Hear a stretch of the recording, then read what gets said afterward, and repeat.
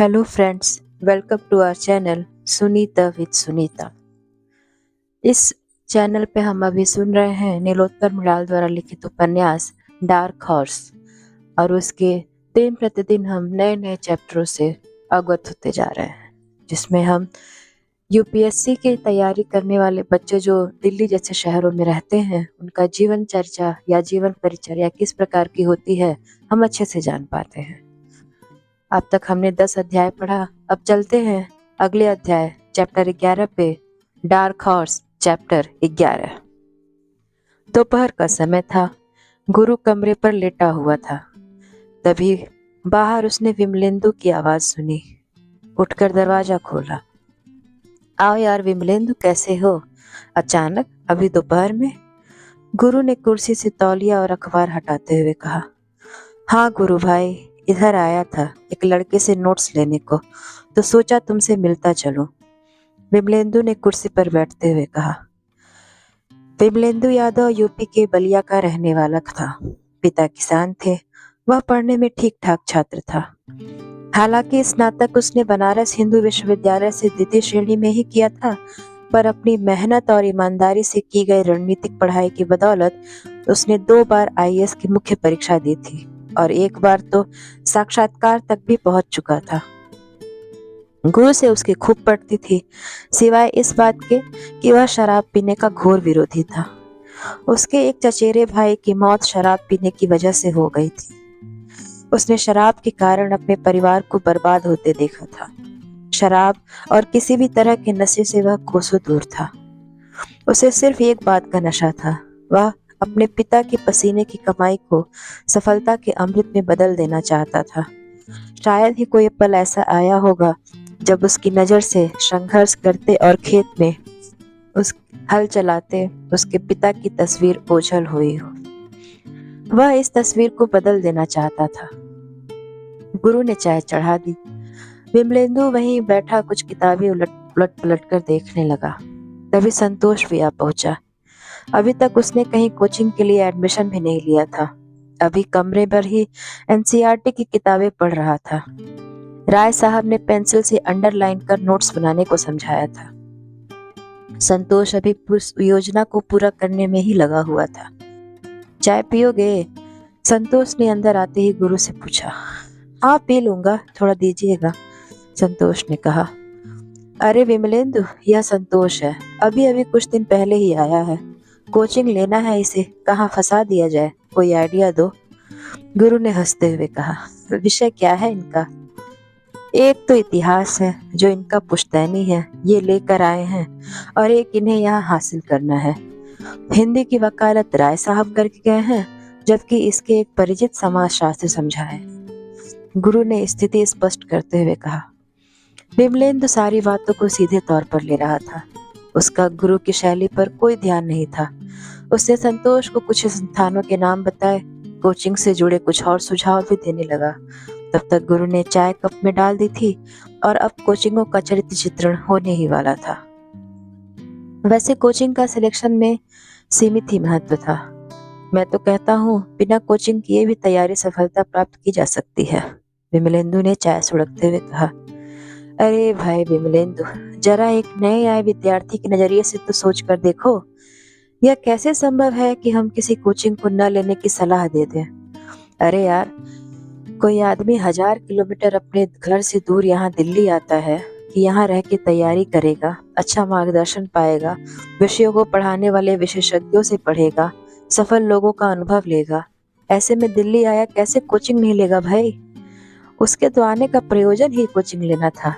भला एक कमरा लेने थोड़ी ना आया है दिल्ली इतनी दूर, गुरु ने कहा।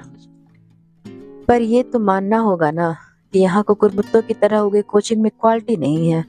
कुछ को छोड़ बाकी खाली माया जाल फैलाए हुए हैं गुरु, विमलेंदु ने कहा। हाँ तुम्हारी बात तो एकदम सही है, लेकिन ये सब तुमने कोचिंग लेने के बाद ही तो जाना। तुमने कोचिंग करने के बाद ही जाना कि यहाँ एडमिशन लेके पढ़ना बेवकूफी है। तुमने कुछ छलिए से पढ़ने के बाद ही जाना कि कौन सा टीचर यहाँ सच में बेहतर है।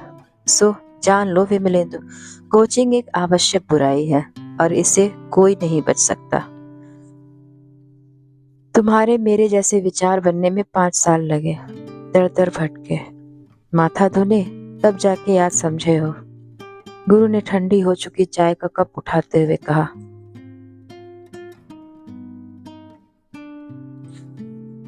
हाँ साला, 2-3 साल से तो ये समझने के लिए ही कोचिंग लेना होता है कि अब कौन सी कोचिंग में एडमिशन लेना अच्छा होगा, और जब तक ये समझ में आता है तब तक पैसा और समय दोनों खत्म हो चुका होता है, विमलेंदु ने बड़ी कोफ्त के साथ कहा।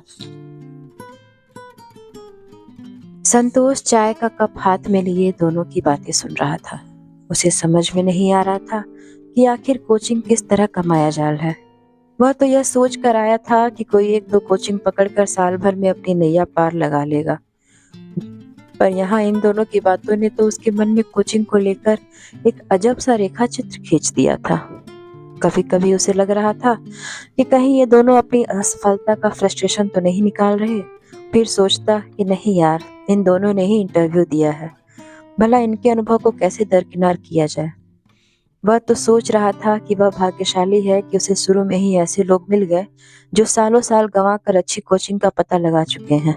उसे बस नाम जानकर एडमिशन लेना था, लेकिन संतोष को शायद इतना भी सही नहीं सोचना चाहिए था। हमको क्या करना है, कोचिंग ले कि नहीं, और लेना हो तो कहाँ ले गुरु भाई, संतोष ने पूछा। नहीं ले? अरे ये तो आज तक हुआ ही नहीं कि कोई मुखर्जी नगर आए और इतना भाग्यशाली हो कि बिना पैसा लुटाए, बिना कोचिंग में फंसे सेलेक्ट होकर चला जाए।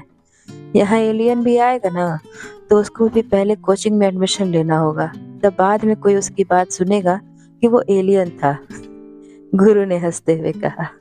और हाँ, जब वो बताएगा कि मैं तो एलियन हूँ, मैं कैसे पढ़ूंगा, मेरी फीस वापस कर दीजिए, तो उसे भी ये कोचिंग वाले समझाते हैं कि अब आ गए हो तो क्लास कर लो, क्या पता सिलेक्शन हो जाए। भैया हार फार के एलियन भी बिना फीस लिए वापस ही अपने ग्रह चला जाता है यहाँ से। विमलेंदु ने कहते ही सब ठहाका लगाने लगे। ठहाका थमने के बाद संतोष तो कोचिंग की कल्पना से सिहरने लगा। बड़ी मुश्किल से एक बार कोचिंग का पैसा जुगाड़ करके पिताजी ने उसे भेजा था। एक बार 50-60 हजार की कोचिंग लेने के बाद उसे पता चले कि उसने गलत जगह कोचिंग ले ली, तो फिर शायद ही कहीं और पढ़ पाएगा।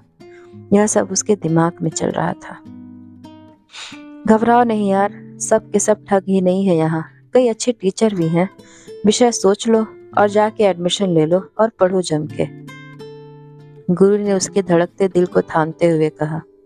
अच्छा, मैं चलता हूँ अब, और हाँ, मेरा नंबर रख लो संतोष भाई, जरूरत हो तो फोन कर लेना। विमलेंदु ने गुरु से विदा लिया। संतोष का अभी तक विषय तय नहीं हुआ था। गुरु ने उसे जल्द सोचकर एडमिशन लेने की सलाह दे दी थी और सिगरेट जलाकर इंडिया एयरबुक पलटने लगा। संतोष वापस अपने कमरे में चला गया। कमरे पर आने के बाद संतोष ने एनसीईआरटी के इतिहास की किताब निकाली और 5 मिनट कुर्सी पर बैठा, फिर बेड पर गया और किताब को छाती पर रखकर लेट गया। गुरु और विमलेंदु की बातें ठीक लगने पर भी उसका मन उसे मानने को तैयार नहीं था। उसने सोचा एक बार खुद जाकर जानकारी ले ले, दूसरों की बातों से निर्णय लेना ठीक नहीं। ये सब तो वर्षों से बैठकर पढ़ लिए, तब जाकर कोचिंग को गरिया रहे हैं। हम तो अभी आए हैं, बेसिक की जानकारी के लिए भी कोई कोचिंग देख लेंगे, बाकी तो आगे खुद की मेहनत ही काम आएगी। आखिर संतोष की सोच ठीक उसी रास्ते पर जा रही थी जैसा गुरु ने थोड़ी देर पहले ही बका था, पर संतोष को इसका तनिक भी भान नहीं था। कुछ देर बाद संतोष ने सोचा क्यों न राय साहब को बुलाकर कोचिंग देखी जाए। उनकी कुछ टीचर से अच्छी पहचान भी है, व्यवहार कुशल आदमी भी है, सो फीस में कुछ रियायत भी दिलवा देंगे। संतोष ने राय साहब को फोन लगाया। राय साहब, अरे सर, हमारा एडमिशन तो करवा दीजिए, संतोष ने कहा। ठीक है, आज शाम 7 बजे आइए आप पत्रा पर, हम देखते हैं आपका एडमिशन, राय साहब ने एकदम प्रोफेशनल अंदाज में कहा। तब 4 बज रहे थे। संतोष कोचिंग की जानकारी के लिए छटपटा रहा था, उससे रहा ही नहीं गया और वह उसी समय बत्रा के लिए निकल गया। आगे की कहानी अगले अध्याय में, तब तक के लिए नमस्कार।